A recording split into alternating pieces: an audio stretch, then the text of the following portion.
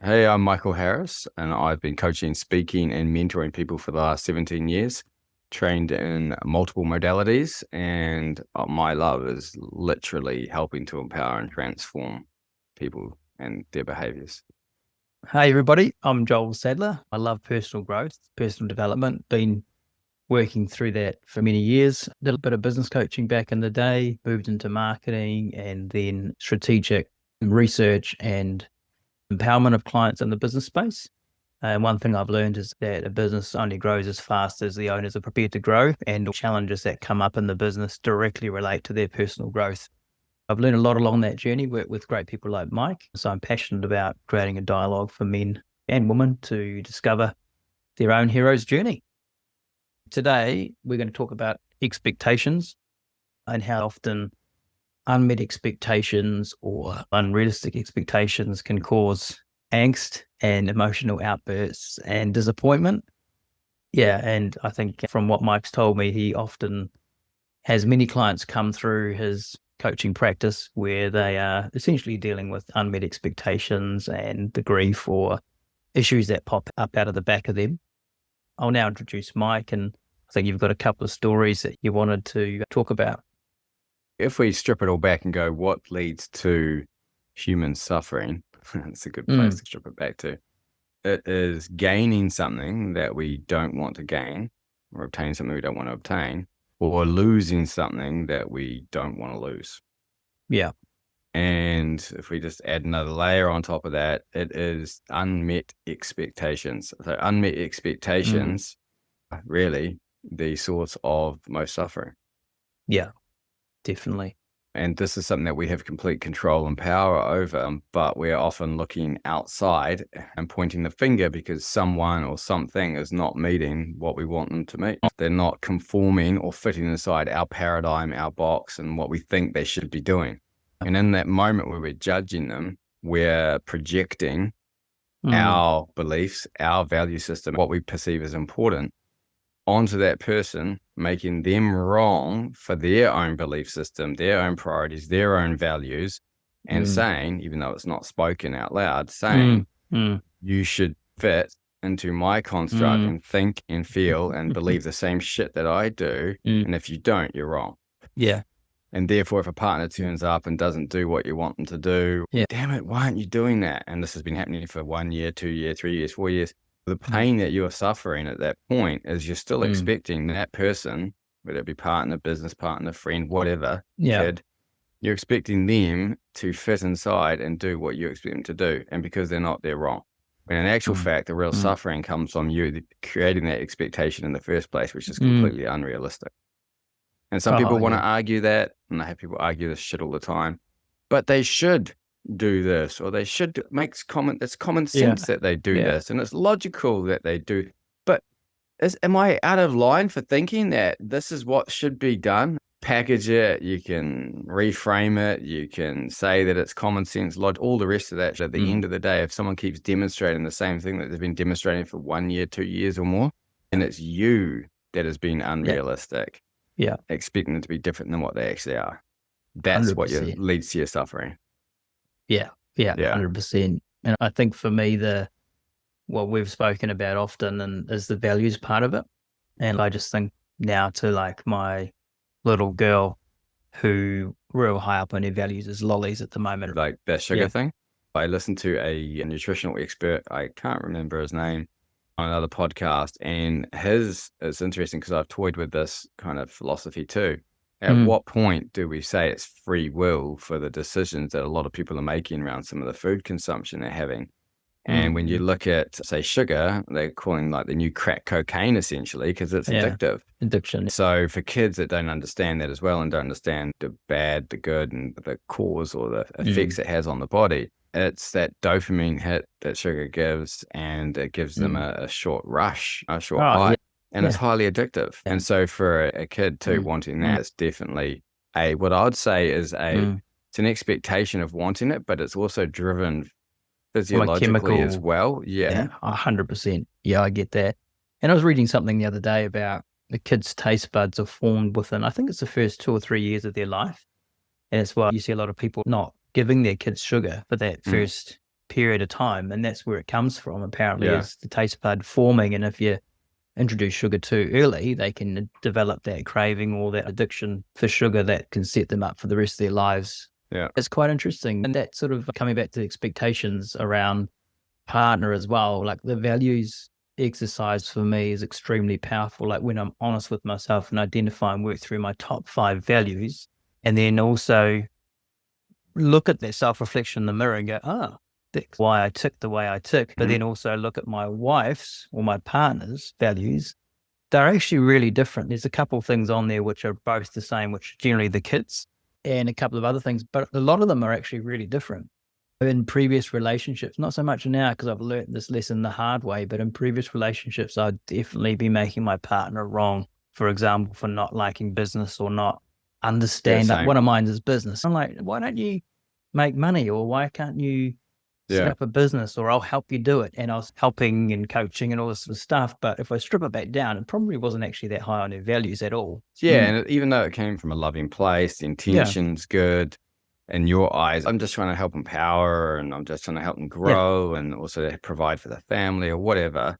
Yeah. It's still asking them to conform or step outside of what's actually currently important to them. And it's interesting you bring this piece up. Yeah. As much as I didn't think I was trying to coach inside my relationship, you end up, especially as a coach, that easily goes on. And so it's something I had to be very mindful of.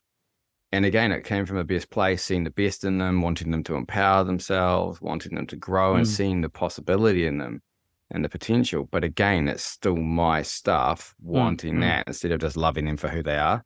Yeah. And so it's an interesting conversation that happens a lot in many different relationships and also businesses. And if we just so everyone understands what you mean by values, it's essentially priorities, human priority, which is the study of axiology. So what's most important down to least important. We have these, and it's like unique fingerprint. Every person has a slightly different set of values. And those values or priorities are then how, along with beliefs, underlying beliefs, what we project into the world, our reality, and how we filter information. And we define whether it's good, bad, or not.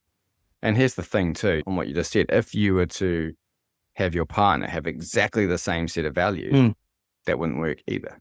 Just wouldn't work. No, that's right. Well, it would be an interesting existence, I imagine. One really key point for me on that, which I think is really important for people to grasp, or it was for me, was I was brought up in a Christian background.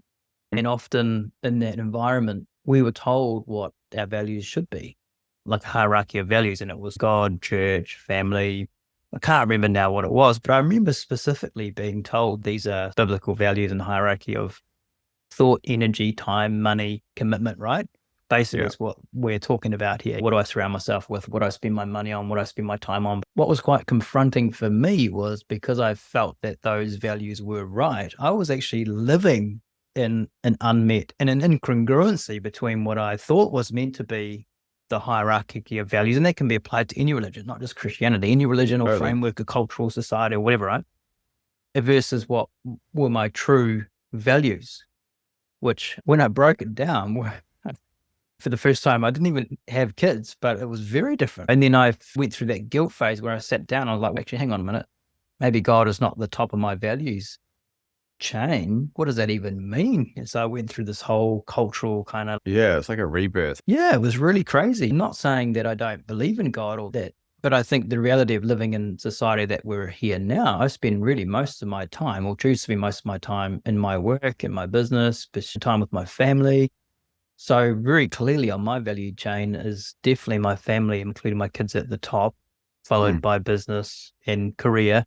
That values exercise that we've got access to, are we able to share that worksheet online? Probably can't share that. Look, because I think that is a really simple exercise for someone just to complete and work through. Yeah. And get really clear on actually, hang on, what are my values, as in where do I spend my money, time, energy, focus? Yeah, the reason I don't usually give that, people can do it. Originally, it was Dr. John DeMartini's value determination process that I use.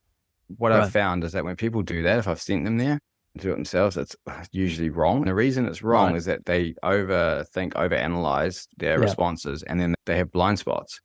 And when I have someone go away and do that on their own versus me taking them through it, it's completely different. You'll have some things that kind of pop up the same, but often the results are quite different. They misunderstand it, don't quite do it right. Makes sense. There was something else I wanted to link back to, and it's just I've lost it briefly. What was it around? No, it's escaped me. It was around something you just mentioned, but it'll come to me again shortly. We were talking about the frustration, resentment that builds from unmet expectations with your partner, culture, society. It was to do with the church and the culture. As we grow up, the first people we subordinate to are our parents. And when I say subordinate, they're our caregivers. So we learn subconsciously and consciously different behaviors and ways of being and doing in order to get what we want from them, in order to feel loved and stay part of the tribe.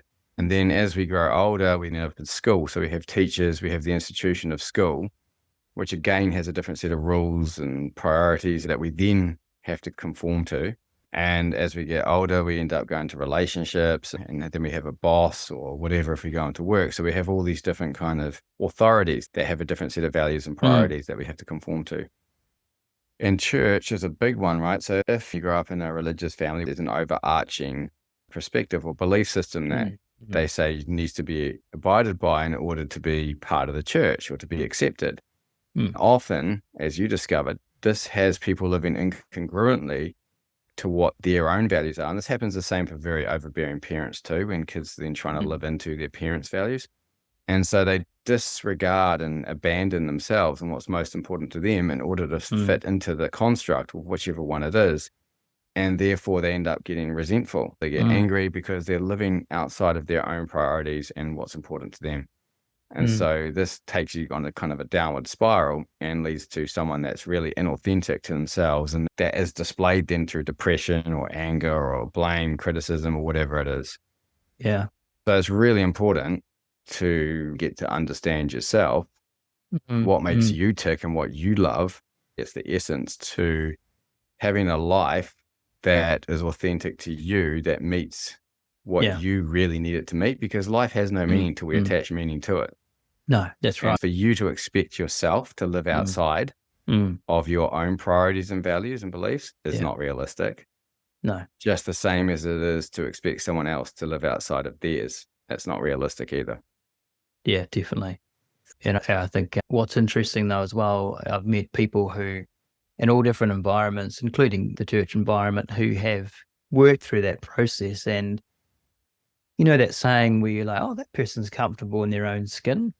I don't know where we get that from, where that's come from, but you can just feel it and you can see it. And that's someone who's gone through that exercise and been really honest with themselves and gone, oh, this is who I am. This is what I really enjoy doing. This is what I don't enjoy doing. And I don't know if you've heard of Abraham Hicks's stuff, but the law of attraction and all that kind of stuff. One thing that really, I got a really key takeaway from that is it's not until you learn what you don't like or don't want that you can then have an understanding of what you do. And I don't necessarily mean that for values, but I think sometimes in life, when I realize actually I don't like that, or I don't want more of that or whatever, then it's quite instead of, I used to get a bit upset about that, but now I go, oh, great. Now I've got something to add to my list that I don't like. What do I like? It's quite powerful. And so I think that's a subset of doing that values exercises. Then I found really helpful to go, what actually do I like doing? And it's quite freeing to then be able to move more into that career angle or discussion angle, reading videos, whatever it is. If you're expecting your partner to do something continuously, like over and over, and they're not doing that thing, and then you keep getting frustrated or pissed off or angry or whatever's going on, the way to really look at that is then to ask yourself the question, what is it that I'm expecting of them that is not realistic? And I'm not saying that there shouldn't be some forms of flexibility inside dynamics where you both take on board each other's needs, wants, and desires. 100% that can be there. But you also have to stay true and authentic to yourself. And an example, if you had a partner that was like working a lot in their business and you're like, but honey, I'd love you to be at home more. and spend more time doing some of the housework, et cetera, whatever it is. And you've been asking them the same thing for a year, 2 years, 3 years, and business is really important to them. At that point, it is unrealistic for that person, male or female, to just want to give up. That you've got to love them for who they are and what's important to them, because that's who you're with, and create a different strategy in order to get those things met. But it's the expectation that's not being met that causes the pain and the frustration. So it's then change your expectation. And then if you don't have the time to do the tasks, find another strategy that works for both of you so that gets done. And then you're both living more congruently. 100%. I love that example. What springs to mind for me straight away is, say I had a partner who was off doing business all the time and didn't have time to contribute around the house how I wanted her to contribute around the house. Always that balance. And that's a great question that leads to just on that, and you we can carry on, but it's like, how is them living into their value of business? You just answered, serving me and serving the family. 100%. And I've been really reframing a lot of that stuff lately. And the solution I would go straight away is, okay, how much does it cost to pay someone to come and help once a fortnight or whatever to help out around the house? So instead of getting caught up on that thing and festering away on it and having that grudge, I think that's what you're mentioning, right? It's easy to get that resentment of keep expecting the same thing over and over and over again. And someone else to change and step outside of what they want. It's your own mindset that's causing the suffering. But how do you find a balance, as you mentioned, between that and flexibility of knowing where the boundary is? To say my partner was getting up and just leaving all the dishes around and everywhere. So that's a different thing, right? One is not having the time because she's off building a career, but secondly is then leaving crap for me to tidy up, too lazy or too in a hurry or whatever. Not saying that happens. Talk about that a bit, because I think that's quite important, the distinction between the two. So and this is a good example. I've had this come up a number of times with clients. When we say someone's lazy because they won't do dishes, for example, you could say it's lazy, but to me, they're like, I don't really believe anyone is lazy. It's just that they have a certain set of priorities that are important to them, and that thing often won't fit in. It's just that if you have an expectation on your partner to do the dishes and they hate doing dishes for whatever reason, again, not wrong or right, let's just discuss it as it is. And say when they were little, for example, they were punished for not doing the dishes properly, or they never got it right and they felt criticized, and that they'll probably have an aversion to doing dishes. And so subconsciously, it won't even be conscious, but subconsciously, they're going to avoid doing dishes because it anchors back to pain of when they were a child, for example, or they hate doing them, or they don't want to get their nails dirty, or whatever their reason is that sits in there. Then you sit and go, hang on a second, these bloody dishes are left every day and you're lazy because of it. But if you were to actually take yourself and put yourself in the person's shoes, not that they're lazy, it's just that they have a fucking wound around it that they're not willing to do anything about. But then you make them wrong because they're not doing what you perceive as a logical, simple thing to keep the house tidy. So until we can come from compassion and understanding for where the other person is coming from and their filter they're looking through and what their reality is, we're just making them wrong or right based on whether it conforms and fits our expectations. Man, you can see how it's a bit of a minefield in the political arena. We've obviously just gone through elections here in New Zealand, and the kind of fallout across different communities and politics that have been at play is quite really interesting. If to sum it up, it's unmet expectations, really, isn't it? Everyone's got their own expectations on what could have happened. And you mean as like politicians following through with their commitments, or do you mean just the election itself? Both, but also people were wanting change, obviously, and you can see that in New Zealand. We got quite significant change with the results.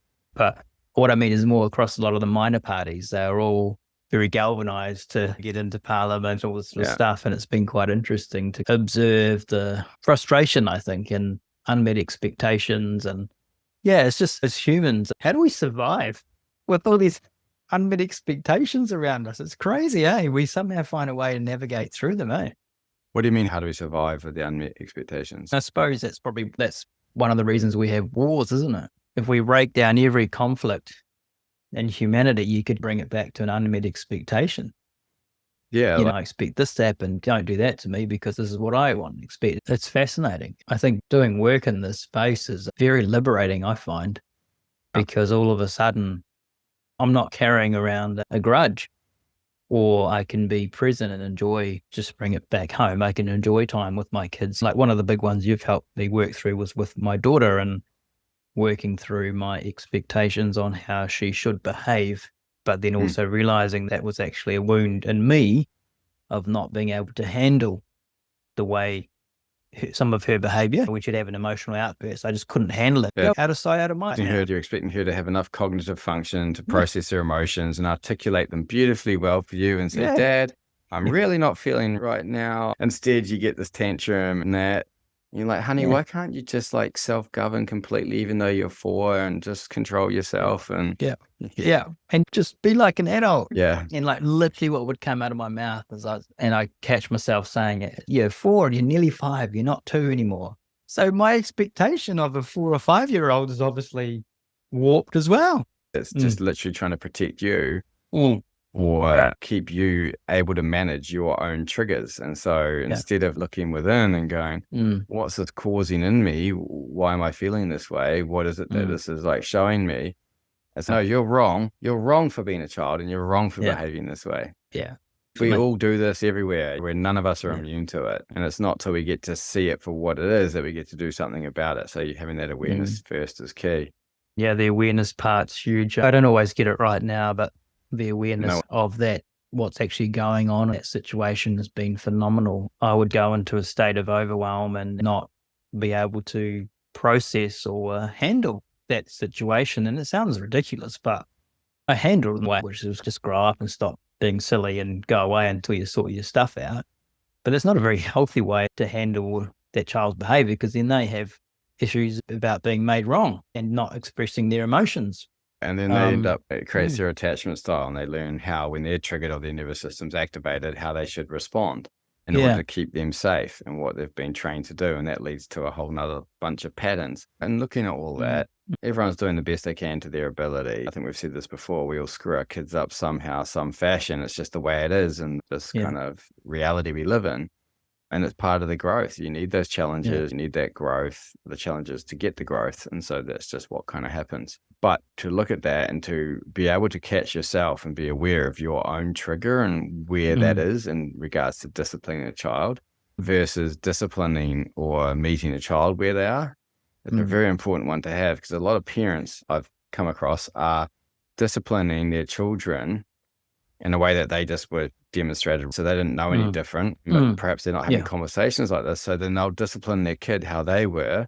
And often, if I look at some of the stuff that comes through clients or friends, it's to yell at the kid, be seen, not heard, go to your room, all these different things, instead of actually meeting them where they're at and having that understanding. And because they'll send them to their room, it's because the parents reached frustration point. They're triggered. They're now in one of their traumas or wounds, or the discipline is given from that perspective in a way that's empowering the kid and helping the kid to understand what's going on. So another one was corporal punishment. If you look at smacking, I was smacked when I was younger. A lot of people our generation were smacked or whacked or whatever. And you look at often when the parent would whack or smack the child, it's because they're pissed off. It was never like, I heard of one client shared, and I can't recall whether it was them or their parent, but they described a situation where they had done something wrong. I'm not condoning physical discipline and smacking. I don't smack my son, never laid a hand on him in that way. And I figured my perspective on it is, if we don't want them to be hitting people, exhibiting violence, why would we then discipline them with the very thing that we're telling them not to do? The parent called them over and said, I'm going to give you a smack now because you were told not to do X, Y, Z. And they did it in a really calm, balanced way. And then they, again, I'm not agreeing with smacking, but they then gave their punishment, but it came from a balance, like, this is cause, this is the effect of that cause, versus as opposed to get over here now, I've told you. And then when they're triggered and doing it, that's no longer about disciplining. And I think you've hit the nail on the head. For me, obviously, I wasn't going as far as smacking, but I think for me, the key thing is the emotional outburst in that situation and anger versus a balanced, aware state. And they use that term, fly off the handle. like I was taught, or a lot of around my growing up as a kid, pushed the boundaries, Yeah, that's what kids are supposed to do. but often my parents would have emotional reactions because I'd pushed them to that point. So I get that. But I think what I've been learning is to have the awareness where I might have previously reacted like that. And I'm still learning it, obviously, and practicing it, to actually just go to the point now where I laugh. And I diffused this beautifully with my little girl the other day. She was pushing a button and I just turned around and laughed. And then she burst out laughing. And then we both just burst out laughing.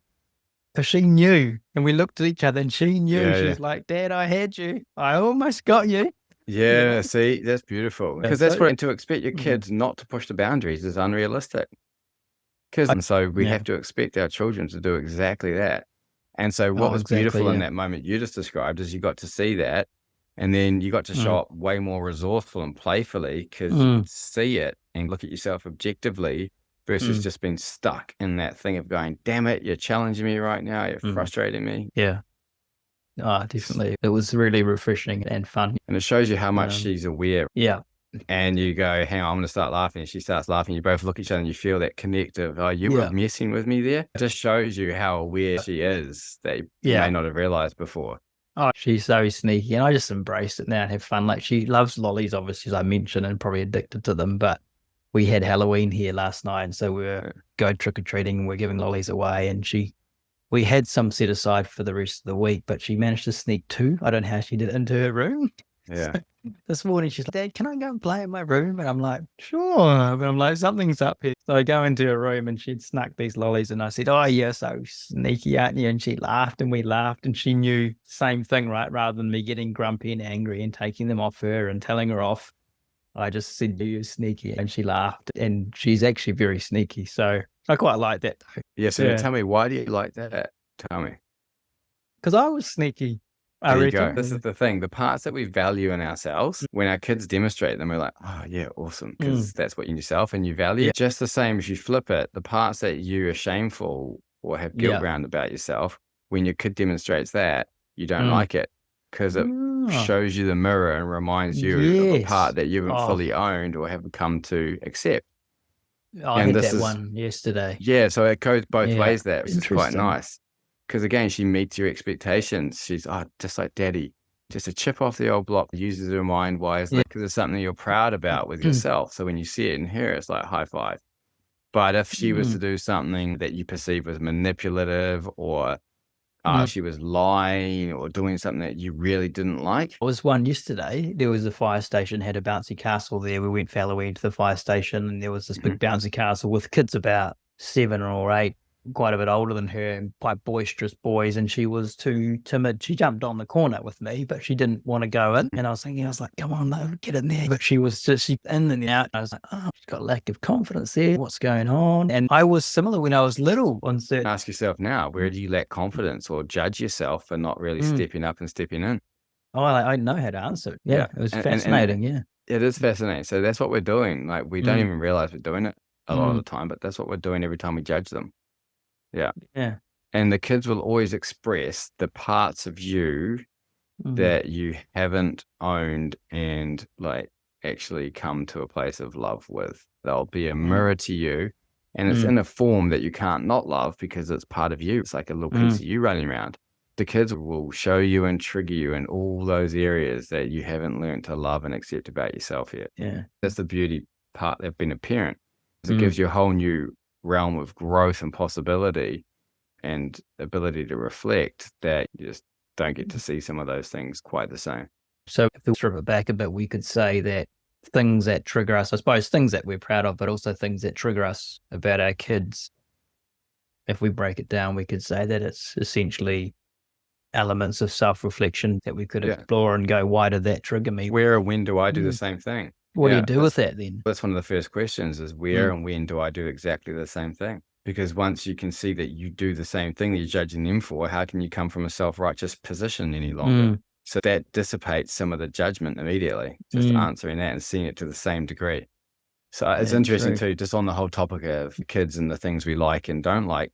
Leo was debating me the other day, my son, who's almost 7, I just want him to do what he's told. I actually embrace it. Even though he's debating me and question things, I like it, and I'll answer him, and I'll go into the conversation with him, because it was a void that I perceived I didn't have. I didn't get to have robust, balanced conversations. Often it was met with some irrational kind of behavior that I felt unheard or not validated. So I do the opposite. I embrace that, and I respect it in him because he questions authority. And I want my son to question authority. I don't want my son to be disempowered and just to accept everything he's told and said.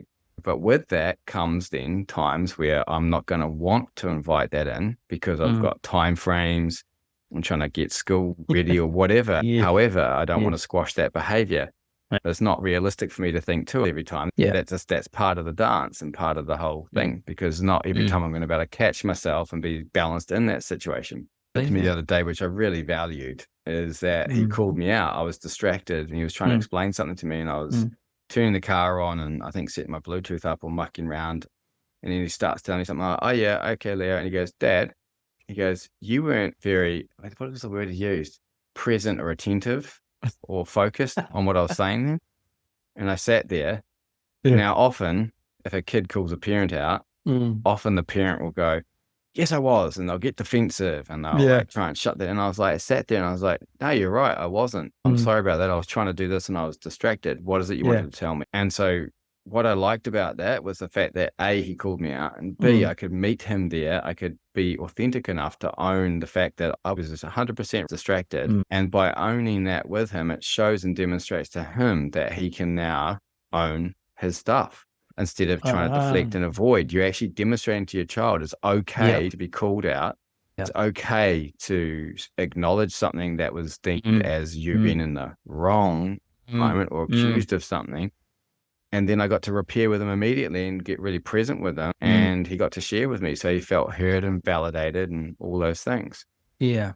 And just if we're talking about it through the lens of bringing up children, they're going to challenge you and push your buttons. But don't you want that to a degree? What type of child do you want to bring up? What type of adult do you want them to be? Do you want them to be empowered and authentic and self-loving and being able to have these kind of dialogues with themselves and show up for themselves despite being that they should do X, Y, Z? Oh, definitely. And I think the modeling, I often forget about that as I'm thinking about, I'm working on myself with that part on how I show up. But not only am I developing my own self and my ability to show up, but it's actually reflecting and modeling to them, and they're seeing it and going, "Oh, actually, Dad accepted that he was wrong." And my daughter said to me the other day, I left my shoes on. She said, "Dad, take your shoes off when you come inside." And I was like, I was quite challenged by it. And so I took them off and put them down. And I remember me saying the exact thing to my nana years ago, and she burst out crying. And I got in trouble. And poor old nana, she's a beautiful, lovely lady, but obviously it's quite easy to feel disrespected or feel challenged by a little person. Yeah.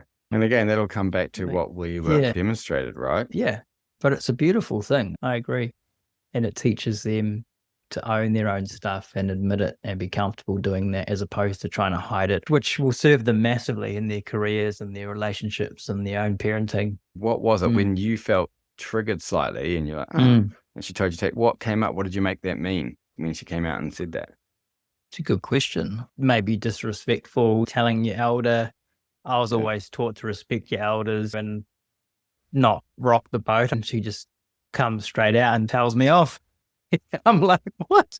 So here's a couple of things. You interpret it as telling off, right? Yeah. When she was just probably telling you the same thing you'd tell her to do. Just just a boundary and a rule that you taught her and put in place. Yeah, that's what we do. And it was disrespectful when it was actually her being respectful to the house and your word and your boundaries. But what we do is we take it all, we twist it because it's our own stuff.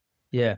And we get triggered by it. Because I learned from that experience as a child with my nana, right? Yeah. I told her that. I was then made wrong for saying that. It even popped into my mind, like literally when she said that to me, I was, and then that nana situation popped up and I'm like, I didn't know what to do with it. I took them off and didn't really say much. Yeah. But that experience was straight there.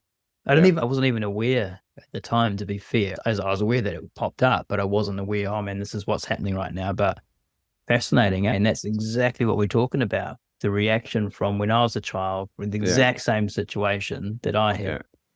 It's all stored in there. Yeah. And so that's what's running the show majority of the time, not the conscious mind. It's the subconscious and all the programs and the beliefs that we've had put in. Was she trying to tell you off and make you wrong? Or was she just literally honoring the rules or the boundaries that you and your partner have set for the house? Oh, 100%. And it's great. I'm grateful that she's bought into those and that she was getting buy-in from other people, including me, around, hey, Dad, come on. Yeah. That's our house rule. Take your shoes off. Yeah. And I had just forgotten, I think, at the time. I'll tell you an interesting one that came up for me probably about a month or two ago. This is a good one. And I was putting my underarm on and Leo wanted to have some on him. And I was like, I didn't want to put that on him. He was 6 and it's got aluminum in it and it's a heavy metal. It's something that goes into the body and it causes all sorts of things and problems. There's a lot of evidence out that it's not good. And I said, look, I don't want to, Leo. It's got some bad stuff. And he turns around and goes, why are you using it? And it's like right there and boom. And I'm like, because that's what I've got at the moment. And he goes, well, Dad, if that's going to hurt you, I don't want you to die young. I want you to live. I want you to be around for me. And I was like, such a good point. And there's all these different areas where we lie to ourselves or we say, she'll be right. And we just subvert it. And right in my face there was him calling me out for something that was very accurate. Yeah. And so I made the commitment to him. I said, look, I'm going to find some that don't have those horrible chemicals in them. And again, that comes back to self-love, self-worth. But there it was from my son, like just smacking me with a slap of reality about that situation. So when you look at your children, you get to learn so much from them. And I tell him that too. I learn from him as much as I get to teach him and show him. Yeah, I'm learning from mine as well. It's a great journey. Being aware and open to that is, I think, one thing I would just share with any men that are being challenged with their kids. You can see it as some people just don't enjoy kids or being around their kids or really struggle with it. I've seen dads, like I was in a hard store the other day and this guy walked out with his 2 kids and he was overwhelmed. So I just laughed and I was like, hey, man, I know what you mean. I think the one thing that I've found that I'm most grateful for is changing my paradigm around that it's challenging to actually this is amazing. And it's not always going to be perfect, but this is amazing. And they're not always going to be around either. So make the most of it while they're this little. And then something a mentor said to me as well. And I'm not sure if this is always true, but it resonates with me. And it's that how I treat them now is how they'll treat me when they're teenagers. I want to be good friends with my kids when they're teenagers. And I see some of my friends who have great relationships with their parents in particular. I want that friendship and them to feel comfortable around me. Yeah, it's an interesting one, the friendship one, because I also hear from some people too that I'm not your friend, I'm your parent. And part of being your parent is to discipline and support. And sometimes they're not going to like the fact that you're going to challenge them or discipline them. Yeah. In which case, what I hear you're saying, if I make a distinction between friendship and parent, is that you want to be a parent that's perceived as by your child that they can trust, that they feel safe around you, that they can come to you and be open and authentic with you. Which to me is it's different than a friendship, but it's having those aspects as part of your parent-child relationship. If that makes 100%. sense. Yeah. So I don't necessarily mean I'm trying to be their friend now, but when they grow up out of being a child into a teenager and then they start to form their own opinions and identity in the world, obviously I've been a big part of that, but then they leave the nest or they start to really go, what do I hold on to? I want to be able to, as you said, them to trust me and feel comfortable talking to me and having a conversation. He's a grandfather now, but he will literally send an invite out to his kids and grandkids. And I think there might even be great grandkids, but it's quite a big family. And he'll say, hey, let's go for the weekend down here or let's catch up for a barbecue. And literally they'll all just rock up. Like he's developed himself into this way of being. I know who you're talking about. Yeah, where the kids and the grandkids can feel safe just to rock up to granddad's and have a barbecue. Yeah.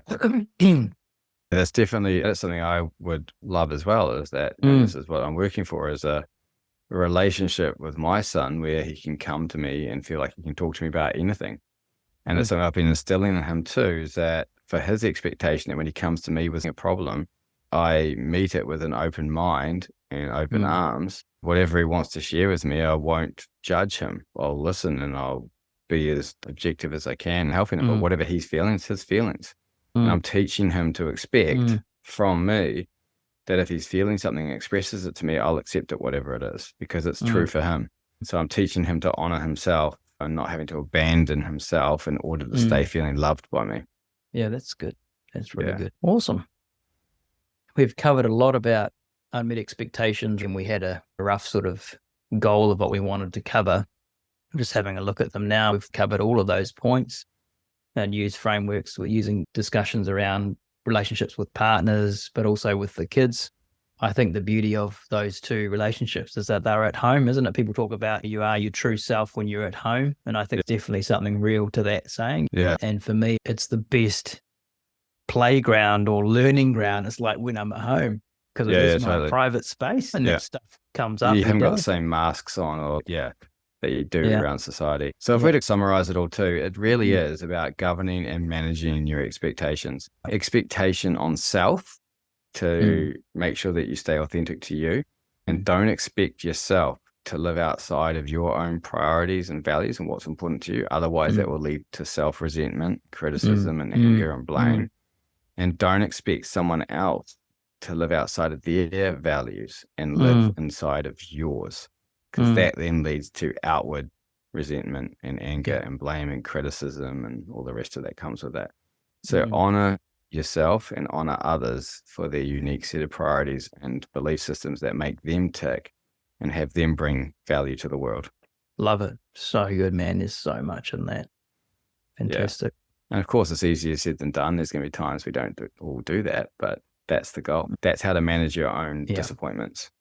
Definitely. I think just one final word on that. I think that what I always am aware of is the high divorce rate and separation rate, in the world. And often people question and go, why, and all that sort of stuff. I think it's very much comes back to that unmet expectations and trying to force expectation on other people.